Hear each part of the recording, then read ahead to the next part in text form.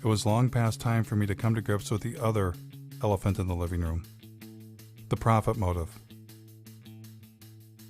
The only reason we've been force-fed the story climate change plus renewables equals worse saved is because billionaires, bankers, and corporations profit from it. And the reason we're not talking about overpopulation, consumption, and the suicide of economic growth is that would be bad for business, especially the cancerous form of capitalism that rules the world, now hiding under a cover of green. Today, Bloomberg Philanthropies is making, I'm happy to announce, a new investment of $30 million in the Beyond Coal campaign. We have more. I'm glad to say that more than a dozen additional funders have committed to match that $30 million. And who were these new partners?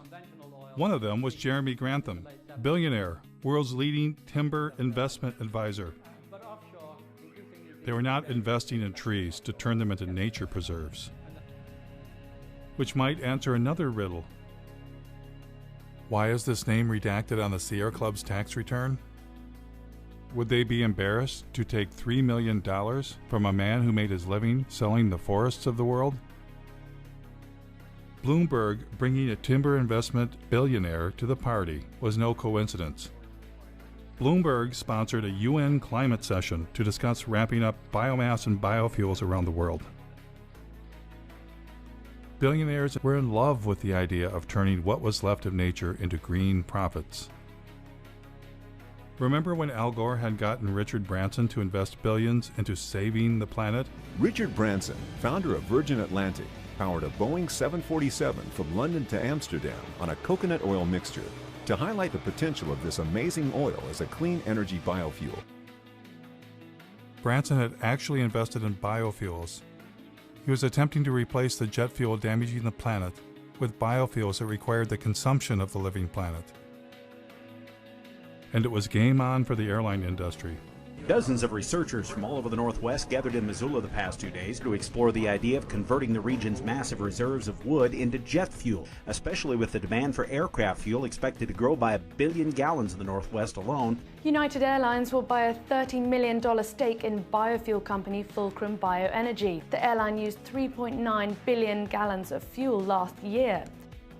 What technology was Silicon Valley billionaire Vinod Khosla hoping to profit from? Nature takes 1 million years to produce our crude oil.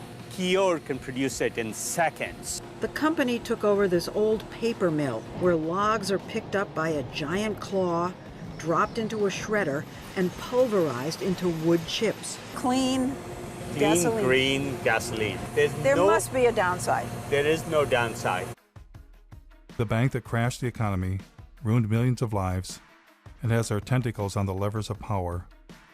What would their favorite form of green energy be?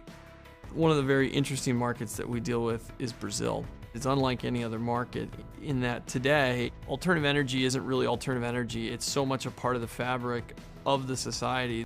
The country began to utilize its vast resources of sugarcane to produce ethanol. There was a man from Goldman Sachs who was particularly in love with turning forests into profits. Has everybody got enough coffee? You might want to get some more.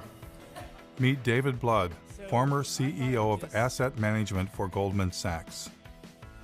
How much money did Mr. Blood believe should be invested in green energy? A natural alignment for something in the order of $40 to $50 trillion worth of capital.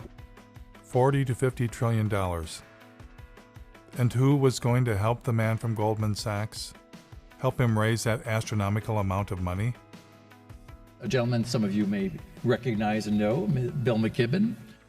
It's entirely dependent on what kind of political will we can muster. And if we do not get this done very fast, then we're not going to get it done. And so Bill McKibben went forth to generate the political will for trillions of dollars in green investments.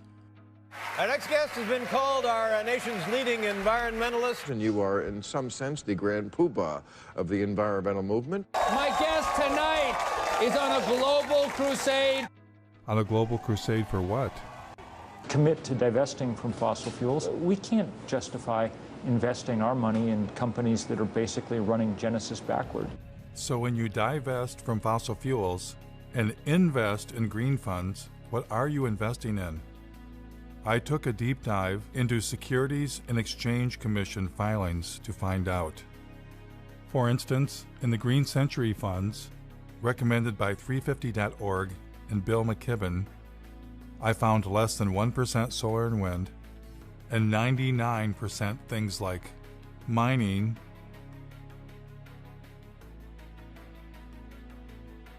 oil and gas infrastructure companies, including a tar sands exploiter, McDonald's, one of the companies driving meat consumption across the planet, Archer Daniels Midland, one of the world's largest producers of biofuel, Coca-Cola, the largest creator of plastic pollution on Earth, logging and paper companies, including one that brags about biomass burning, and banks. Lots of banks, including BlackRock, the largest financer of deforestation on Earth. The business that they're engaged in is actually destroying our life support system.